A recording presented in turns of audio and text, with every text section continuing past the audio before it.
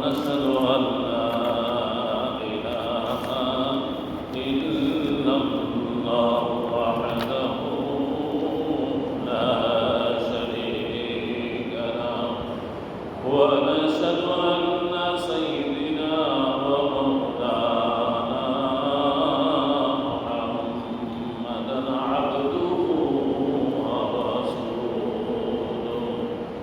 الذي أرسل رسوله بالحق بشيرا ونذيرا وداعيا إلى الله بإذنه وسراجا منيرا أما بعد فأعوذ بالله من الشيطان الرجيم بسم الله الرحمن الرحيم إن الحكم إلا لله إن الله وملائكته يصلون على النبي يا أيها الذين آمنوا صلوا عليه وسلموا تسليما اللهم صل على سيدنا ونبينا وشفيعنا وحبيبنا ومولانا محمد صلى الله عليه وعلى آله وصحابه وبارك وسلم بلغ العلا بكماله كشف الدجى بكماله حسنت جميع خصاله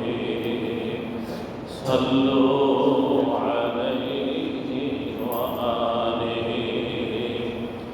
الحمدلله আল্লাহ পাকের দরবারে লাখো কোটি শুকরিয়া যে আল্লাহ রাব্বুল আলামিন আমাদেরকে অতি মেহেরবানি করে দয়া করে মায়া করে আজকে জুমার মসজিদে আমাদেরকে আল্লাহ আসার মতো তৌফিক দান করছেন। আমরা যে জুমার নামাজ পড়ার উদ্দেশ্যে আসতে পেরেছি এই জন্য সেই মহান প্রভুর দরবারে আমরা শুকরিয়া দান বলে আলহামদুলিল্লাহ। আলহামদুলিল্লাহ। গত জুমা আমি ঈমান ভঙ্গের কারণ নিয়ে আলোচনা করছিলাম। আসলে এটা আমাদের জন্য খুব একটা গুরুত্বপূর্ণ বিষয়। বহু আল্লাহর বান্দা হবে যারা নামাজ পড়ছে, রোজা রাখছে, পর্দাও করছে, হজও করছে, দান খয়রাতও করছে, কিন্তু সেই ব্যক্তির ঈমান নাই, কুফরি অবস্থা, সে মারা যাবে এবং জাহান্নামে যাবে।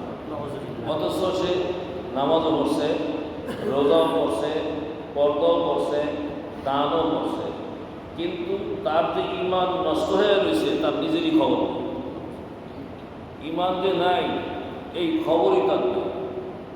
ওদিকে সে মুসলমান, সব করতেছে, ঈমান হারা হয়ে রয়েছে। কিছু কিছু কারণে ঈমান নষ্ট হয়ে যায়। এই ঈমান ভঙ্গের কারণ, যেমন নামাজের ভঙ্গের কারণ আছে, এই কারণে নামাজ নষ্ট হয়ে যায়।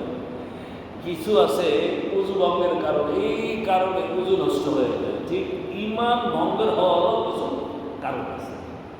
5টা কারণ আমি গত সপ্তাহে আলোচনা করছিলাম। আজকে শুধু আমি সেই 5টা কারণ বলে যাব, বাকি 5টা আমি আজকে পর্যালোচনা করব। 5টা কারণের প্রথম কারণ হলো আল্লাহর সাথে কাহাকেও শরীক করা। কি ঠিক আছে? 1 নম্বর কারণ কি? আল্লাহর সাথে কাহাকেও শরীক করা। এই যে কারণগুলি, এই কারণগুলি 3টা পর্যায়ে ধরা হবে। কয় পর্যায়ে? একটা হলো 3 পর্যায়ে। একটা হলো মুখে বলা, দ্বিতীয় নম্বর হলো অন্তরে এটাকে স্বীকার করা, 3 নম্বর হলো সে এই 2টা কারণ গেল। একটা হলো মুখে বলা, অন্তরে, আর একটা হলো কাজে করা, কর্মে পরিণত করা। কিছু লোক আছে মুখ দিয়ে বলে না, কিন্তু কাজে যা করে সব ছেড়ে। কিন্তু মুখ দিয়ে আল্লাহকে স্বীকার করে, কিন্তু তার কর্মগুলি সব আল্লাহর সাথে শরীক হয়ে গেছে, তার খবর নেই। কিছু আছে সে অন্তরে অন্তরে আল্লাহর সাথে শিরকের অনেক কাজ করতেছে, কিন্তু মুখ দিয়ে আল্লাহরে এক আল্লাহই বলে। কি এরকম আছে না? এই জন্য তিনটা পদ্ধতি শিরকের, এবং এই যে ঈমান ভঙ্গ হওয়ার যে কারণগুলি 10টা কারণ, এই 10টা কারণের পদ্ধতি হলো তিনটা পদ্ধতিতে 10টা কারণ হবে, ধরা হবে। 1 নম্বর হলো মুখে বলা, 2 নম্বর হলো অন্তরের সহিত বলা, অন্তরে সেটা বলা, 3 নম্বর হলো কাজে পরিণত করা, তার কর্মের দ্বারা শিরকের আলামত পাওয়া, বা এই 10টা কারণের যে কোনো একটা আলামত পাওয়া। তাহলে মূল এই পদ্ধতি হলো 3টা। আল্লাহর সাথে শরীক করা, সে মুখে শিরক করুক, মানে আল্লাহর সাথে শরীক করুক, তার অন্তরে সে সেইভাবে বিশ্বাস করুক, অথবা সে কাজে পরিণত করুক। বহু লোক আছে কোনোদিনই দরগায় যায় না, কোনোদিনই সে কি কোনো মাজারে যায় না, কিন্তু অন্তরে তার বিশ্বাস আছে মাজারওয়ালা কিছু করতে পারে, যাইতো নাই সে কোনোদিনই, সে কি মাজারে যায় নাই, মাজারে যায় মাজারওয়ালার কাছে কিছু চায় নাই, কিন্তু তার অন্তরে বিশ্বাস আছে মাজারওয়ালার কাছে চাইলে কিছু পাওয়া যায়। তাহলে তার শিরক হয়ে গেল আল্লাহর সাথে। চাইলে পাওয়া যাবে কার কাছে? আল্লাহর কাছে। এবং যদি আল্লাহর কিছু ক্ষমতার কাজগুলি মাজারওয়ালা করতে পারে, এই বিশ্বাস অন্তরে আছে, আমরা কি হয়ে গেল? ঈমান শেষ, মাজারে যাওয়া লাগবো না। কি ঠিক আছে? আর মুখে বললে তো কোনো কথাই নেই। এই জন্য 3টা পদ্ধতি। 1 নম্বর হলো আল্লাহর সাথে শরীক করা, 2 নম্বর হলো কুফরি করা, আল্লাহর সাথে আল্লাহর কোনো নির্দেশকে অমান্য করা, অস্বীকার করা। কি ঠিক আছে? কুফরি করা, কাফের, অস্বীকার করা, আল্লাহ যে আদেশগুলি করছে আদেশগুলিকে অমান্য করা। 3 নম্বর হলো মুনাফিকি করা, মুখ দিয়ে একটা বলা, অন্তরে আর একটা। এরকম আছে না? নাই? আছে, আমাদের দেশে আছে, আমাদের দেশেও আছে। মুখে বলে একটা, কাজে করে আর একটা। নবীজির আমলেও মুনাফিক ছিল। রাসূলের কাছে এসে বলতো আমি আপনার লগে আছি, মুসলমান রাসূলের সাথে জামাতে নামাজ পড়তো, এই জুব্বা বইরা রাসূলের সাথে জামাতে নামাজ পড়তো প্রথম কাতারে, অথচ কাফেরদের সাথে যায় বলতো আমি তোমাকে লগে আছি। সবসময় মুসলমানদের ক্ষতি করত, অথচ সে একজন মুসলমান, দেখাই তো আমি মুসলমান, কিন্তু সুযোগ পাইলে মুসলমানদের কি করতো? ক্ষতি করত। এই যে সে মুনাফিকি করতো, এটার নাম হলো মুনাফিক। এই 3 নম্বর। 4 নম্বর কারণ হলো রাসূলের কোনো আদর্শ ছাড়া অন্য কোনো আদর্শকে গ্রহণ। ঠিক আছে? আল্লাহর নবীর আদর্শ ছাড়া অন্য কোনো আদর্শকে গ্রহণ করা, স্বীকৃতি দেওয়া, বিশ্বাস করা। চাই সে মুখে করুক, অথবা কর্মে করুক, অথবা অন্তরে সে বিশ্বাস করুক, আল্লাহর নবীর আদর্শ ছাড়া অন্য কোনো আদর্শকে মানা, স্বীকার করা, গ্রহণ করা, অন্তরে বিশ্বাস করা, যে কোনো একটা হলে সে কি হয়ে যাবে? কাফের হয়ে যাবে। সকল কিছু কার আদর্শ চলব? রাসূলের আদর্শে। রাসূলের আদর্শ ছাড়া অন্য কোনো ব্যক্তির আদর্শ মানা যাবে না। সে চাই ব্যক্তিগত জীবন হোক, পারিবারিক জীবন হোক, সামাজিক জীবন হোক, রাজনৈতিক জীবন হোক,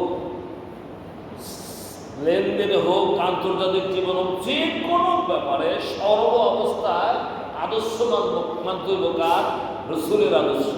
এখন মুখ দিয়ে স্বীকার করলাম রাসূলের আদর্শই সবচেয়ে উত্তম আদর্শ, ছাড়া আর কোনো আদর্শ আমি মানি না, কিন্তু কাজে সব করি। কাজে আমি রাসূলের আদর্শ ছাড়াও অন্য কোনো ব্যক্তির আদর্শ করি, অন্য কোনো সংগঠনের আদর্শ, অন্য কোনো ব্যক্তির আদর্শ, অন্য কোনো সমাজের আদর্শকে আমি মানি, তাইলে আমার ঈমান থাকবে না। এই জন্য 3টা পদ্ধতি। একটা হলো মুখে বলা, অন্তরে বিশ্বাস করা, আর একটা হলো কাজ। এই 3টা পদ্ধতিতে তার ঈমান নষ্ট হইল। আর কাজগুলি কি? এই 4 নম্বর হলো আল্লাহ রাসূলের আদর্শ ছাড়া অন্য কোনো আদর্শকে বিশ্বাস করা যাবে না, মানা যাবে না, স্বীকার করা যাবে না, এবং সেই আদর্শের সাথে সংযুক্ত হওয়া যাবে না। এই হলো 4 নম্বর। এরপরে আসেন 5 নম্বর হলো আল্লাহর কোনো বিধানকে আমার বিশ্বাসে আসুক আর না আসুক, আমার বুঝে আসুক আর না আসুক, আমি কোনো বিধানকে অপছন্দ করতে পারি না। আল্লাহ পাকের কোনো বিধান রসুলের মাধ্যমেই তো বিধানগুলি দিছে।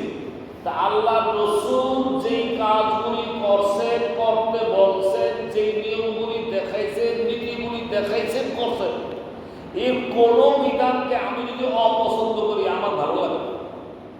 যেমন ধরেন বর্তমান যুগেই ধরেন এই সবটাই ভালো লাগে, এই মহিলাদের ঘরে থাকতে বেশি কি রে আল্লাহ, এই ফোরদার বিধান না 1400 বছর আগে এমন দেখি চলে এই যুগে। বলল, অন্তর বিশ্বাস করলো, সঙ্গে সঙ্গে সে কাফের হয়ে গেল, কোনো কথা নেই, ইমান থাকবে না। টুপিও মাথায় দেব, নামাজও ধরবো, রোজাও করবো, কথা বুঝে আসছে, হজও করবো, সবই করবো, কিন্তু সে মুসলমান না, আল্লাহর করবো, সে কাফের। কারণ আল্লাহর কোনো বিধানকে সে অপছন্দ করার কোনো অধিকার নেই, তার বুঝে আসুক চাই না আসুক। আল্লাহর বিধান বিধান তো বিধানই, আমার বুঝে আসে না, কিন্তু আল্লাহর হুকুম পালন করবে, সোজা কথা। রসুলের আদর্শ মানতে হইবে। এ হলো 5 নম্বর। 6 নম্বর হলো কিছু কিছু লোক আছে অপছন্দ না শুনে তুচ্ছ তাচ্ছিল্য করে। আল্লাহ পাকের কোনো কিছু বিধান, এমন কিছু বিধান আছে যে বিধানগুলি নিয়ে হাস্য রহস্য করে, তুচ্ছ তাচ্ছিল্য করে। মুসলমানের বিধানগুলি, মুসলমানের এই বিধানগুলি আমি কি লিখে মুসলমানের করে জন্ম হইলাম, এই আমার কি ভালো লাগে না, এই হাসাহাসি করে। রসুলের বিধান কিনে তুচ্ছ তাচ্ছিল্য করে, যেমন টুপি মাথায় দিলে কি দিল মূল্য হয়ে গেছে না, করে না মোল্লা সাহেব, কেউ টুপি মাথায় দিয়ে তুই মূল্য হয়ে গেছ। দেখেন অথচ এটা রসুল করছে, আমি করি, রসুলের আদর্শ আমি করতেছি, মূল্য হয়ে গেছে। দাঁড়িয়ে রাখতে হয় কি দাঁড়িয়ে রাখছে, যুবক যুবক হয়ে গেছে, মূল্য হয়ে গেছে। হ্যাঁ, এত সময় দাঁড়িয়ে রাখছে, দূর হয়ে গেছে। এরকম তুচ্ছতা ছিল করে আল্লাহ রসুলের বিধান দিয়ে, আল্লাহর বিধানকে নিয়ে। এই আল্লাহ কোনো বিধানকে যদি কেউ তুচ্ছ করে, তাচ্ছিল্য করে, সেই ব্যক্তির ঈমান থাকবে না। সে শুরুতে মুসলমান, পোশাকে মুসলমান, নামাজ পড়ে, রোজা করে, হজ করে, তার ঈমান নেই। ঈমান তো সবাই গেছে, খবর নেই। এই জন্য এই কারণগুলি বললাম যাতে বুঝে আসে আমাদের, যে আমাদের আসলে কিভাবে চলার দরকার। এই জন্য আল্লাহ রসুলের কোনো বিধানকে তুচ্ছ করা যাবে না, তাচ্ছিল্য করা যাবে না। কি যেমন মাদ্রাসা, আরে মোল্লা এটাকে খায় কি করবো জানো, এনে ঘুরে ঘুরে এবার খরাত করবা খাইল, শুধু ঠান্ডা ঘুরে এবার খাইল, এই ভরাও ভরে দিয়েছে, আমার ভরা এই ভরা ভরা, আমার সন্তানের এই ভরা ভরাই মোল্লা খরচ করবো না, এরকম অহরহ বলতেছে, চলতেছে। কোরআন হাদিস তো আপনাকে খাওয়ানো লিখে না, কোরআন হাদিস শিখবেন আপনি আমল করার জন্য, জাতিকে শুদ্ধ করার জন্য, আপনার সন্তানকে কোরআন হাদিস শেখাবেন আপনার নিজের স্বার্থে। অনেক শিখে আপনি শিখতে হইব নাকি, এটা শিখে তো খরচ করবো, চান্দা উড়াইব আর খাইব। তাহলে আপনি কি করলেন? আল্লাহ কোরআন শিক্ষাকে তুচ্ছ করলেন, তাচ্ছিল্য করলেন। আপনার ঈমান নাই। আপনি দাবি করতে পারেন আমি একজন ঈমানদার, আপনি বলতে পারবেন মুসলমান, আপনার মুখে জোর আছে বলতে পারবেন, কিন্তু আল্লাহর কাছে আপনি ঈমানদার নয়, আপনি একজন কাফের। পরিষ্কার কথা, কোন আমল আল্লাহর দরবারে কবুল হইব না, কারণ আপনার ঈমানই নেই। ঈমান আছে, তার সব আছে, এক আছে, এরপরে যত সৈন্য আর সংখ্যা বসায় সব তার কি আছে, দাম আছে। কিন্তু প্রথমটাই যদি শূন্য হয়, তার যত বসায় আর কোনো দাম নাই। তাহলে আপনার ঈমান হলো এক, এরপরে আপনি যত কিছু বসাইবেন আপনার এটা মূল্য হইব। ঈমান নাই, কোনো আমল আল্লাহর দরবারে কবুল নাই, সব শেষ। এই জন্য ঈমান আগে। এই জন্য কোনো বিধান, কোনো শিক্ষা, ইসলামী কোনো শিক্ষা, ধর্মীয় কোনো কাজ আপনি পালন করতে পারেন না, সেটা ভিন্ন কথা। আপনার ভিতরে দুর্বলতা আছে, এটা আল্লাহর কাছে ক্ষমা চাবেন, আল্লাহ মাফ করবেন। যে আমি পালন করতে পারি না আল্লাহ, তো তোমার এই বিধানগুলি সঠিক, কিন্তু আমি পালন করতে পারি না। মনে মনে বিশ্বাস করতে হবে, স্বীকার করতে হবে, নিজেকে দোষী সাব্যস্ত করতে হবে। কিন্তু ছোট্ট কোন একটা বিধানকে আপনি তুচ্ছ করবেন, তাচ্ছিল্য করবেন, অস্বীকার করবেন, আপনি মানবেন, এটা করা যাবে না। পালন করতে পারি না, এটা আমার দুর্বলতা, আমার ইমানি শক্তি কম, আল্লাহর কাছে চাইতে হইব, কান্নাকাটি করবো, আল্লাহ মাফ করবো। গুনাহ পালন করতে পারলে গুণ হইব, তুচ্ছ করবেন, ইমান চলবে, ইমান যাবে। অপছন্দ করবেন, ইমান ধ্বংস হয়ে যাবে, ইমান আছে। এই জন্য কোন বিধানকে তুচ্ছ তাচ্ছিল্য করা যাবে না, অপছন্দ করা যাবে না। আমার বুঝে আসলেও আসতে পারে, না আসলেও না আসতে পারে, যেহেতু এটা আল্লাহ আল্লাহ রসুলের বিধান, এটা আমার মানতেই হবে, এটার ব্যাপারে কোনো আপোষ করা যাবে না। এরপরে আসেন 6 নম্বর হলো জাদু করা। কথাটি বুঝে আসে। 7 নম্বর হলো জাদু করা অথবা জাদু শিখা। জাদু শিখা, জাদু করা, এটার দ্বারা ঈমান থাকে না। কারণ জাদু করা আর জাদু শিখার মধ্যে এমন কিছু কর্ম আছে, এমন কিছু বাক্য আছে, এমন কিছু কথা আছে যেগুলি আল্লাহর বিরুদ্ধে হয় এবং সরাসরি কুফরি হয়ে যায়। সুতরাং জাদু শিখা অথবা জাদু করা, এই যদি কেউ করে অথবা শিখে, তার ঈমান থাকতো না, সে ঈমান হারা হয়ে যাবে, বেঈমান হয়ে যাবে, কাফের হয়ে যাবে।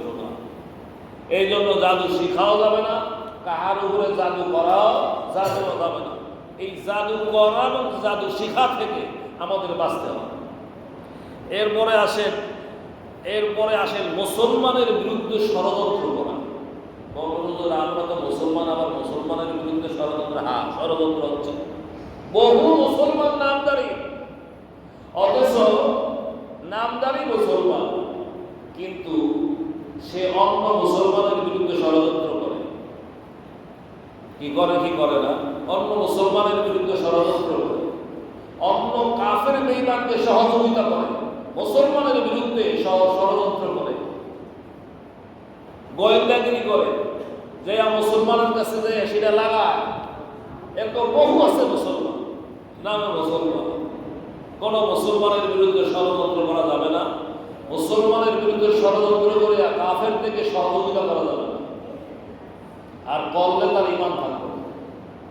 মুসলিম তো মুসলিম, মুসলমান তো মুসলমান, আপনি তার বিরুদ্ধে ষড়যন্ত্র করবেন, তার বিরুদ্ধে আপনি অন্য অমুসলমানকে সহযোগিতা করবেন।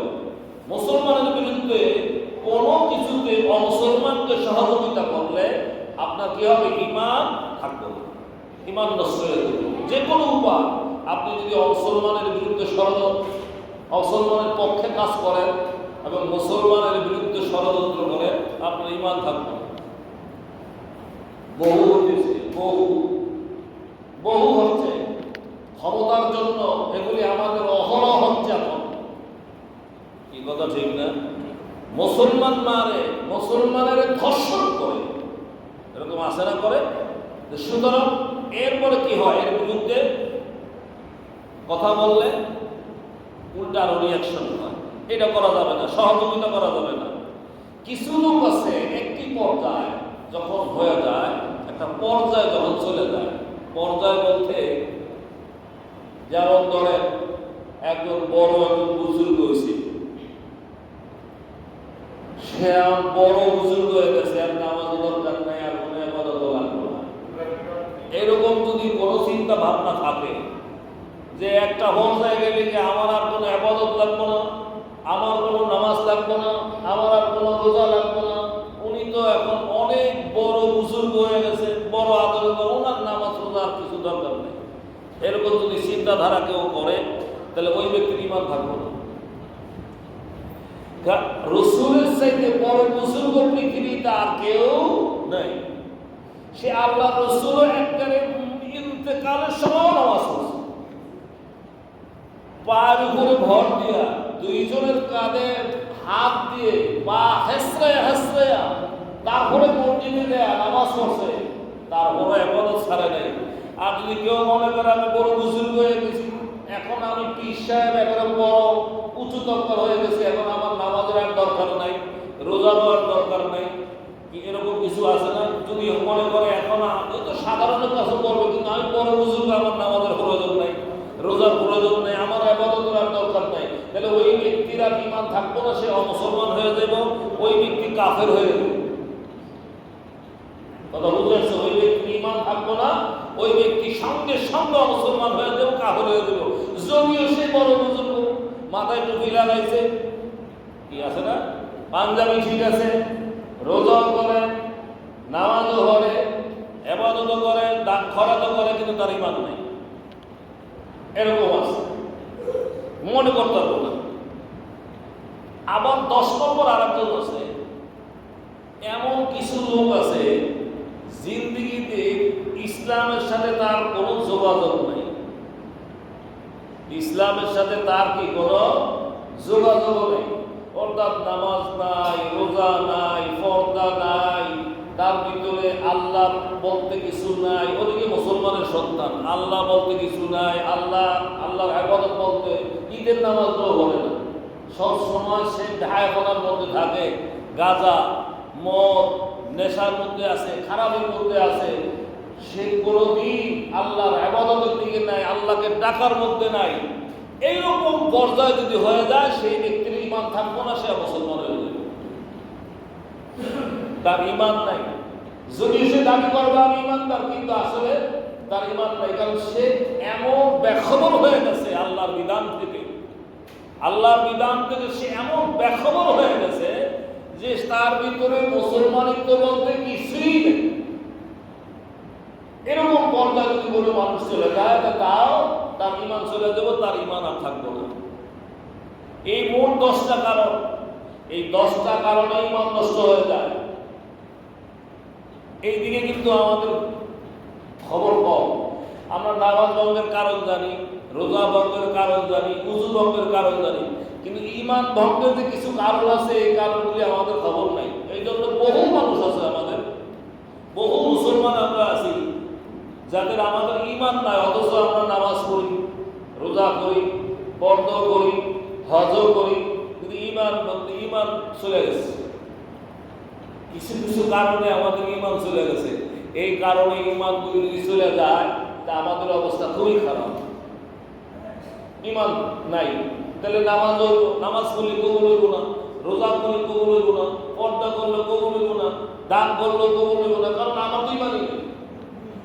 যার ঈমান নাই তার কিছুই নেই, সে যত ইবাদত করুক, কোনো ইবাদত আল্লাহর দরবারে কবুল নেই। কারণ অমুসলমানও ভালো কাজ করে, কি করে না? বহু মুসলমান আছে, রিপ্লাই দিতেছি, আমি তো কইছি 10টা কারণ রিপ্লাই আমি এখানে অবশ্যই দিতেছি। এই 10টা কারণে আমার ঈমান থাকবো না। তাহলে 10টা কারণ ব্যাখ্যা করলাম, এখন আর সংক্ষিপ্তভাবে আমি 10টা কারণ আবার আপনাদেরকে আমি শোনাই দিয়েছি। 1 নম্বর হলো আল্লাহর সাথে শিরক করা। আল্লাহর সাথে কাউকে শরীক করা যাবে না, যে কোনো উপায়। 3টা পদ্ধতি আমি বলছি, এই 10টা কারণের পদ্ধতি 3টা। ঈমান ভঙ্গ হওয়ার 10টা কারণ, এর পদ্ধতি 3টা। একটা হলো সে মুখে বলা, 2 নম্বর হলো অন্তরে বলা বা স্বীকার করা, 3 নম্বর হলো কাজে পরিণত করা। দেখা যায় মুখে বলে না, কাজে করে। কি আছে না এরকম? মুখে বলে না, কাজে করে, অথবা অন্তরে বিশ্বাস করে। এই 3টা পদ্ধতি তার ঈমান থাকবে না। 1 নম্বর হলো আল্লাহর সাথে শরীক করা, 2 নম্বর হলো কুফরি করা। কুফরি মানে অস্বীকার, আল্লাহর নির্দেশকে অস্বীকার করা, অমান্য করা, এই 2 নম্বর কারণ। 3 নম্বর হলো মুনাফিকি করা। মুনাফিকি মানে মুখে বলে একটা, কাজে করে আর একটা। কি আছে না এরকম? নামাজ রোজা সবই করে, কিন্তু স্বীকার করে, আবার কি করে? মুসলমানের বিরুদ্ধে করে। যেমন রাসূলের আমলে দেখা গেছে মুনাফিকি করছে, নামাজ পড়ছে, রোজা করছে, সব করছে, কিন্তু আবার মুসলমানের বিরুদ্ধেও কি দেয়, আবার কাফেরদের সাথে যে করছে আমরা তোমাকে দলে আছি। মানে মুখ দিয়ে বলে একটা, কাজে করে আর একটা, এটার নাম হলো মুনাফিক। 4 নম্বর আল্লাহর নবীর আদর্শ ছাড়া অন্য কোনো আদর্শকে স্বীকৃতি দেওয়া, মানা করা। রাসূলের কোনো আদর্শ ছাড়া অন্য কোনো আদর্শ কোনো মুসলমান মানতে পারে না, কোনো স্বীকার করতে পারে না। কারণ একমাত্র একমাত্র আদর্শ মানব আল্লাহ রসুলের। কি ঠিক আছে? আমাদের মুসলমানের আদর্শ থাকবো কার? আল্লাহ রসুলের। আল্লাহ রসুলের আদর্শ ছাড়া আমরা অন্য কোনো আদর্শ মানতে পারি না। যদি আমি মানি, আমি মুসলমান, নামদারি মুসলমান থাকবো, কিন্তু আমার ঈমান থাকবো না। যা কেউ আদর্শ আমি মানতে চাই, লেনিন, কার্ল মার্কস আছে, অমুক আছে, সেমুক আছে, হ্যান আছে, ত্যান আছে, আদর্শ তো শেষ নাই। কিন্তু একমাত্র মুসলমান আমার দায়িত্ব হলো আল্লাহ রসুলের আদর্শ মানা। এছাড়া অন্য কোনো কাজে নাই। এলা সর্বভোক্তা, ব্যক্তিগত জীবন, সামাজিক জীবন, অর্থনৈতিক জীবন, রাজনৈতিক জীবন, যত জায়গায় তার সর্ব জায়গায় রসুলের আদর্শ আমার আগে। এই গেল 4 নম্বর। 5 নম্বর হলো আল্লাহর কোন বিধানকে সে সন্দিহান করা, অর্থাৎ আল্লাহর কোন বিধানকে সে অপছন্দ করা। পছন্দ হয় না, সব পছন্দ হয়, আমার এটা পছন্দ হয়। এই আল্লাহ এটা কি এর দিল, কি আছে না? এই যে একটু আগে আমি বলছিলাম, যেমন পর্দার বিধান দিছে কে? আল্লাহ দিছে না? এখন এই যুগে এটা চলে, বর্তমান যুগে, এই আধুনিক যুগ, আগে পুরাতন এই বিধান এখন কি চলে? আচ্ছা, আল্লাহ কোরআন কি 1400 বছর পরে বাদ দেবের কোনো কথা আছে? কিয়ামত পর্যন্ত এটি থাকবো। তাহলে আমি কেন বুঝলাম যে এই বিধান চলে না? তাহলে আমার অপছন্দ। আল্লাহর কোরআন শিখানো এটা আমি অপছন্দ করা, মোল্লাগিরি ঘরে বলাবাদ বাদ থাকব না, এই চিন্তা করা, মনে মনে চিন্তা করা, মুখে বলা, কাজে পরিণত করা। কারণ আপনি কোরআন হাদিস করে বাদ খাওয়ার লেগে তো না। কোরআন হাদিস পড়বো কেন? ঈমানকে ঠিক রাখার জন্য, জাতিকে হেদায়েত করার জন্য। আমি আলেম বানাবো, আলেম হব, এটা তো বাতের লেগে না। বাদ তো রিজিকের মালিক তো আল্লাহ, সে বাদ খাওয়াবে, কিভাবে খাওয়া সে বুঝবো। এখন আমি যদি কই কি শিখে বাদ খাইবো না, মানুষের তো খরাক করবো আর খাইব, এই অপছন্দ করা। এরকম অনেক কাজ আছে যা আল্লাহর বিধানকে আমরা অপছন্দ করি। কি কথা ঠিক আছে? আর একটা হলো তুচ্ছ তাচ্ছিল্য করা। একটা হলো অপছন্দ করি, আর একটা হলো আল্লাহর কোনো বিধানকে নিয়ে তুচ্ছ করা, তাচ্ছিল্য করা। যেমন ধরেন আমরা 10 জন বিজয়ে ভাত খাই, একটাই বললাম খানা খাই, এই আদর্শটা কার? রসুলের আদর্শ না, আল্লাহর বিধান। আল্লাহ রসুলের মাধ্যমে কিন্তু আমাদের সব বিধান দিছে। এখন আমরা এই কোনো হুজুর বা কোনো মোল্লা বা কোনো মানুষ হইয়া যদি এই 10 জন বিজয়ে খাইতে যায়, এর নিয়ে সবাই তুচ্ছ করে, অসামাজিক এরকম করে না। এই যে একটা দিয়ে দেখাইলাম, এইটা তুচ্ছ তাচ্ছিল্য করবো, তাহলে ঈমান থাকবো না। এরপরে আসেন জাদু করা এবং জাদু শিখা। জাদু করা, জাদু শিখা, এগুলো 7 নম্বরে। জাদু করা, জাদু শিখা। জাদু করাও যাইব না, জাদু শিখাও যাইব না। কারণ জাদু করলে আর জাদু শিখলে জাদুর মধ্যে এমন কিছু বাক্য আছে, এমন কিছু কাজ আছে যে কাজগুলিতে ঈমান থাকবো না, সে কারো। এই জন্য জাদু করাও যাবে না কারো প্রতি, অথবা জাদু দেখানো হারাম, জাদু করাও হারাম, জাদু শিখাও হারাম। এবং এটা করতে গেলে তার ঈমান থাকবো না, সে বেঈমান হয়ে যাবে।